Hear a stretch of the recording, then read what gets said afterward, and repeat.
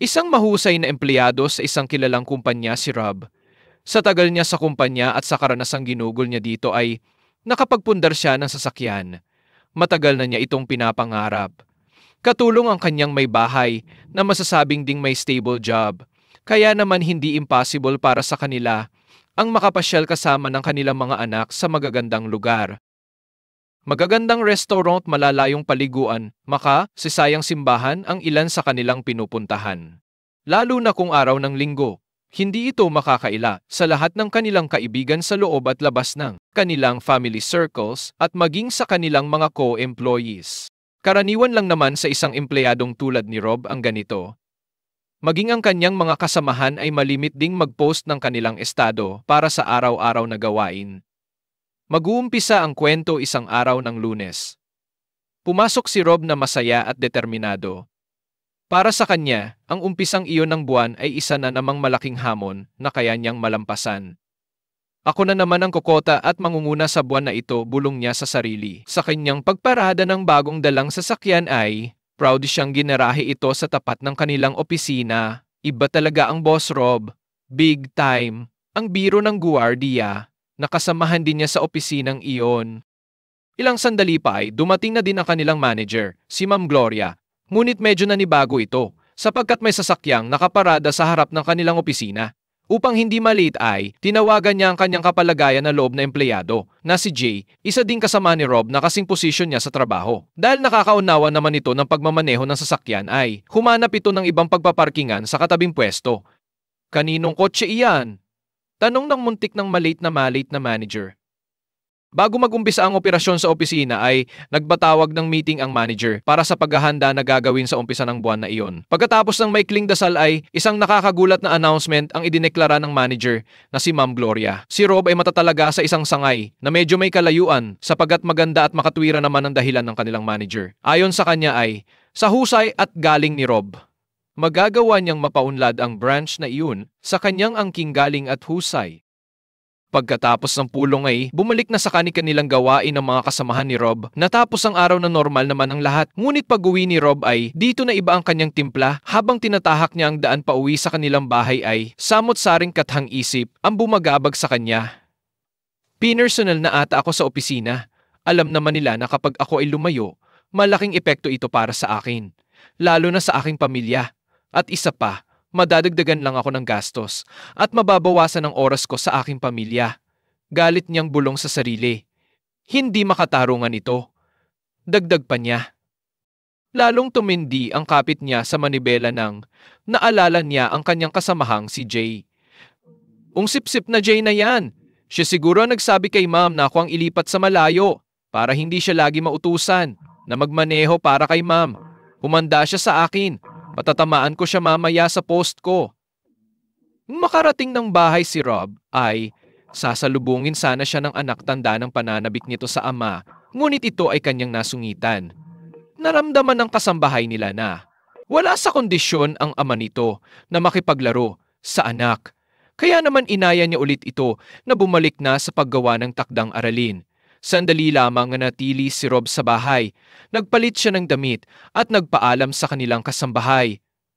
Sa may di kalayuan ng kanilang barangay, pinuntahan niya ang isang kaibigan, si Delphine. Mas may edad sa kanya na mga humigit 5 taon, na katulad din niyang dating empleyado. Nagdesisyon na lamang siyang mag-resign dahil mas nagdedemandang karagdagang oras ang naiwang maliit na negosyo ng kanyang mga magulang. Pagdating niya sa bahay nito ay mabilis na pinaggayak nito ng kaunting inumin at makakain ang bisitang si Rob. Ikaw ba ay kumain na? Tanong ni Delphine sa kaibigang. Kinuha ni Rob ang isang shot glass at nagbuhos ng kaunting alak sa kanyang baso at hindi na nagpaligoy-ligoy pa. May malalapitan ba tayo dyan pare? Dama sa boses ni Rob na naghahangad ng mabilis na tugon. Ibinahagi ni Rob ang iba pang hinanakit niya kay Delphine, aniya madami pa siyang mga hinanakit sa sistema na umiiral sa kanilang opisina na kadalasan ay hindi pumapabor sa kanya. Dagdag pa niya ay, pinagpapasensiyahan na lang niya ang lahat ng iyon. Ngayon na siya lamang ang namumukod tangi na piling ililipat sa ibang lugar ay personal ng atake iyon para sa kanya. Pagkatapos ng lahat ng ibinahagi niya kay Delphine ay kalmadong sinagot siya ni Delphine. Ang masasabi ko lang para sa iyo kaibigang Rob ay Isa kang napakahusay na empleyado at mapagmahal na padre de pamilya para sa iyong mag-iina. Iyon ang sumasalamin sa mga larawang ipinapakita mo sa iyong social media. Sa iyong pananaw ay ganoon naman talaga ang gusto mong iparamdam sa mga makakakita nito. Iyon nga lamang ay, hindi natin masasabi na ang lahat ng larawan na gusto mong iparamdam. Ganoon din ang pananaw ng lahat ng taong tumitingin dito. Halimbawa, nagpakita si Delphine ng isang larawan sa harap ni Rob. Isa itong larawan ng lalaking estudyante na nakatayo sa isang magarbong kotse na Ferrari. Mabilis ang reaksyon ni Rob at sinabing ang yabang naman yan. Estudyante palang akala mo sa kanya ang sasakyan kung makatayo. Hindi niya mabibili yan. Kahit ilang aral pa ang gawin niya. Pabirong pandagdag ni Rob. Hindi kita masisi sa pananaw mo na iyan sa larawan, kaibigang Rob, dahil normal naman talaga mag-isip ang tao ng ganyan. Inakusahan mo ang binata sa larawan na mayabang. Dahil ito ay nakatabi sa isang sasakyan na, sa antas ng panghuhusga mo ay hindi niya ito makakamit. Ganoon din ang nakikita kong problema ng mga taong nakapaligid sa iyo. Sa opisina, iniisip nila na ikaw ay nagpaparamdam ng mga bagay na malayo ang antas mo sa kanila at hindi maganda iyon na pag-uugali ng kapwa-empleyado sa loob ng opisina. Lalong hindi papayag ang manager mo na ganoon ang magiging kasanayan sa loob ng kanyang pamumuno. Isa pa, nabanggit mo na ang iyong manager ay naunahan mo sa garahe ay hindi magandang senyales na pag-uugali ng isang empleyado na mababa ang posisyon kumpara sa kanya. Kaya naman naisip niya na ilipat ka sa malayo sapagkat sabihin na natin na ayaw niyang may kaagaw siya sa parking space at bukod doon ang sasakyan mo ay isang simbolo ng kaginhawan na papabor sa operasyon ng opisina ninyo. Ang ibig kong sabihin, para sa iyo ang sasakyan ay gamit mo lamang para sa iyong sarili at pamilya.